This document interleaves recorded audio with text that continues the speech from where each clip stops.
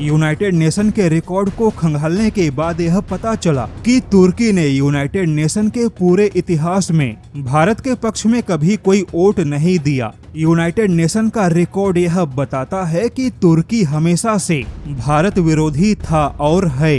तो अब ऐसे में यह सवाल पूछा जाना चाहिए कि भारत ने इतिहास में किस आधार पे या किस मजबूरी में तुर्की के साथ हमेशा अच्छे संबंध बनाने का प्रयास किया। यह तो जानबूझकर धोखा खाने वाली बात हुई।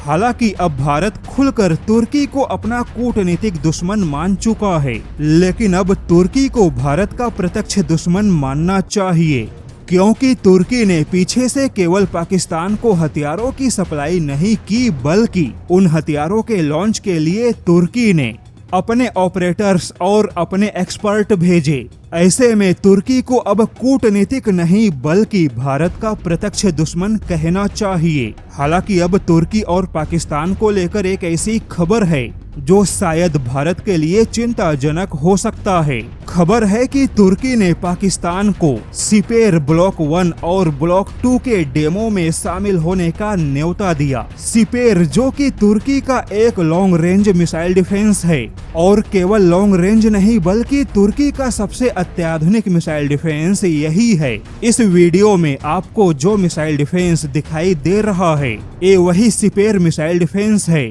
और तुर्की पाकिस्तान के लिए इसी मिसाइल डिफेंस का डेमो देगा, जिससे कि आसानी से समझा जा सकता है कि अब तुर्की और पाकिस्तान के बीच में आगे चलकर इसी मिसाइल डिफेंस को लेकर कोई ना कोई डील फाइनल होगी। हालांकि आपको यहाँ पर बहुत बड़ी बात बता दे कि केवल पिछले महीने तक ऐसी कोई रिपोर्ट नहीं थी जो यह बताए कि तुर्की और पाकिस्तान के बीच में इस मिसाइल डिफेंस को लेकर पहले भी कोई चर्चा हुई। ऐसे में भारत के साथ युद्ध के बाद यह पहली खबर है जहां पाकिस्तान को तुर्की के इस मिसाइल डिफेंस की ओर जाना पड़ा।